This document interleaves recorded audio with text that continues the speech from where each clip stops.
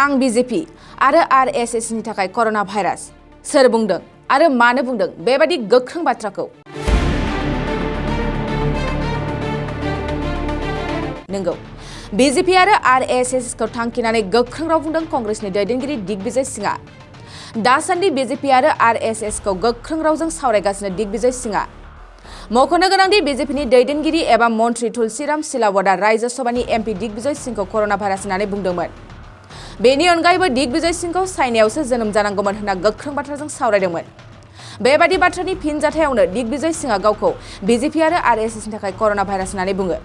थारैनो कंग्रेसनि दैदेनगिरि दिग्विजय सिंहआ बिजेपि आरो आरएसएसखौ बेले-बेजे बाथ्राजों अजद दैखांनायाव गोदान बाथ्रा नङा। बेनि सिगांबो दिग्विजय सिंहआ बिजेपि आरो आरएसएसखौ गोबां बाथ्राजों सावरायखांबाय।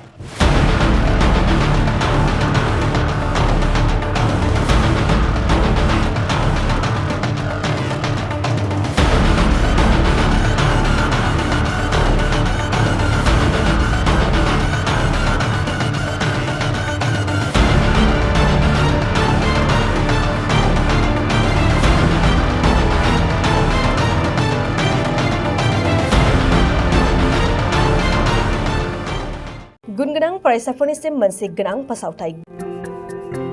गुबुन गुबुन डिप्ल'मा, इन्जिनियारिं, डिजाइनार आरो पिएचडि डिग्रीफोरनि थाखाय क'क्राझार सीआईटीआव एडमिशननि अनलाइन रेजिस्ट्रेशन खालामनाया जागायबाय। गुबुन गुबुन आयदानि डिप्ल'माजों लोगोसे bachelor of technology, bachelor of design, master of technology, master of design आरो डक्टर अफ फिल'सफिनि डिग्री खालामनो हागोन। मे दाननि 15 खालारावनो अनलाइन रेजिस्ट्रेशनआ थुंगेगोन। जुन दाननि 8 खालाराव एडमिशननि एन्ट्रेन्स आनजाद लानाय जागोन आरो जुन दाननि 25 खालाराव पिएचडिनि एन्ट्रेन्स आनजादखौ लागोन। अनलाइन रेजिस्ट्रेशनखौ नोंथांमोना दिनैनिफ्रायनो www.admission.cit.ac.in आव खालामनो हागोन।